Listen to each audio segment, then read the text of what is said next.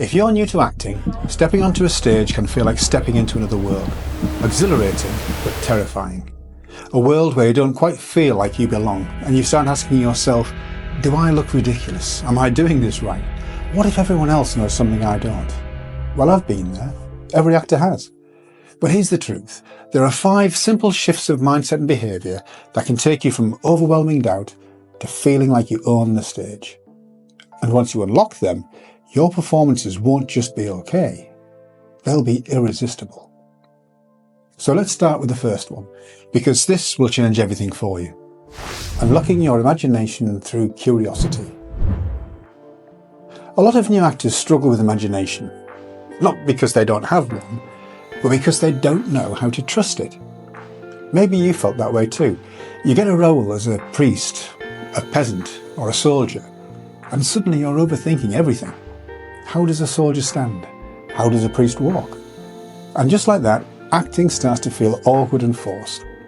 But here's the thing, you don't force imagination, you feed it. And one of the best ways to do that is through curiosity. And here's how. Next time you're out in public, try this. Instead of just noticing people, start wondering about them.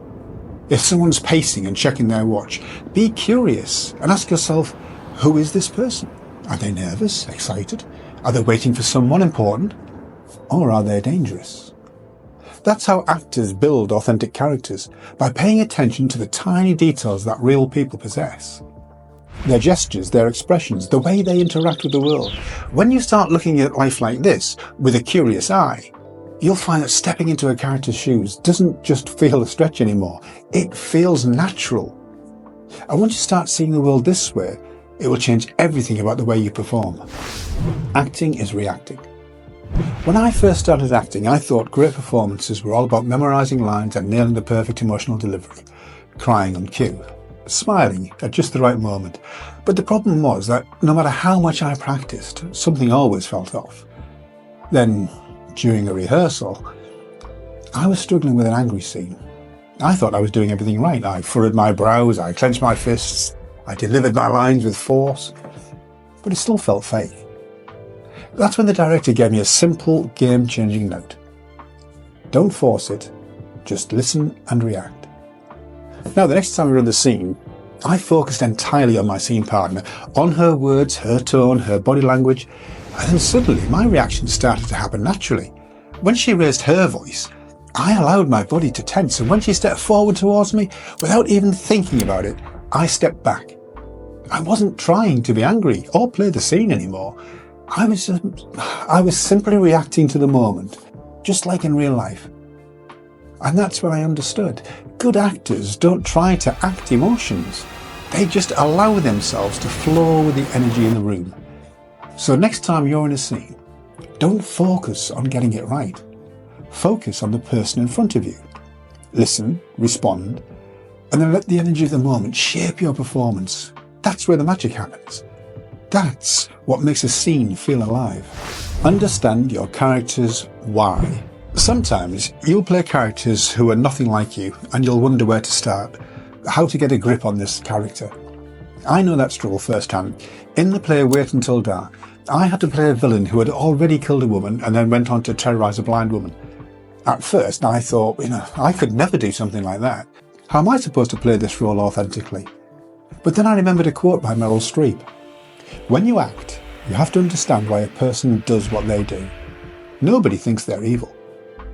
Now, this quote emphasises that even the most extreme characters have motivations and justifications for their action, which is key to creating believable performances. So instead of judging my character, I started asking why. I thought back to times when I had felt lost, desperate, or unseen, and slowly I began to understand my character's actions, not because I agreed with them, but because I understood what might have driven them to that place. Remember, you don't have to approve of your character's choices, but you do have to understand them. So before your next performance, ask yourself, what does my character want? Why did they make the choices that they do? Once you crack that code, your performance will feel real, because it will be real. At least to you. Make your scene partner your anchor. Have you ever had a scene where your mind just goes completely blank? Your next line completely vanishes? Well, don't worry, because it happens to every actor at some point. But here's the trick. Whatever the play you're performing, your lifeline will always be your scene partner, or partners. You see, when you connect with your castmates, you begin to create a safety net. And that safety net of trust and reliability can save you when things go off track. I learned this the hard way in an Agatha Christie play called Go Back for Murder. There was this intense scene, high stakes, quick lines, lots of moving pieces. And I was so focused on my own lines and performance that I didn't even notice my castmates. This came to a head after one rehearsal when one of them turned to me and said, "You're acting at me, not with me." Now that stung because they were absolutely right. You see, I'd been so focused on my acting and delivering the lines in the right order at the right time that I'd lost touch with my castmates, what it was that they were doing, and more importantly, the natural flow of the scene. The scene wasn't working, and it was all my fault. That's when it clicked. Acting isn't about concentrating hard on your individual role, it's about the team working together to tell a story. Fast forward to opening night. I blanked on one of my lines mid-scene, and for a second I froze, but then I looked at a castmate and with just one quick improvised question, they guided me back on track. I didn't panic because I had learned to trust the cast on stage with me.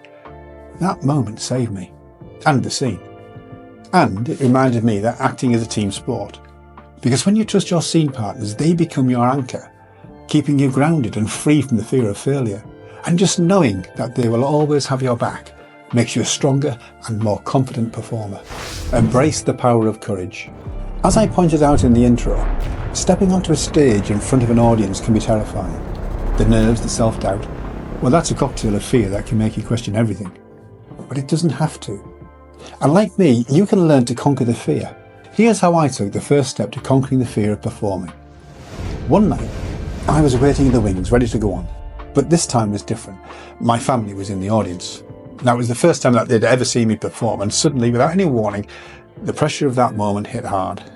My feet felt like lead, and all sorts of questions ran through my mind. What if they didn't take me seriously? What if I'm just playing at being an actor? Will they laugh at me? I don't mind telling you, it was a scary moment, and all I wanted to do was just turn and run away. But then I thought about it, and all the work that everyone had put into getting this play to this point, and also how much I loved being on stage, and the fact that my family loved me and had only come here to give me their support. So I took a deep breath, steadied myself, faced the fear, and then bravely stepped out. Then after the first minute of being on stage, that fear and doubt started to melt away.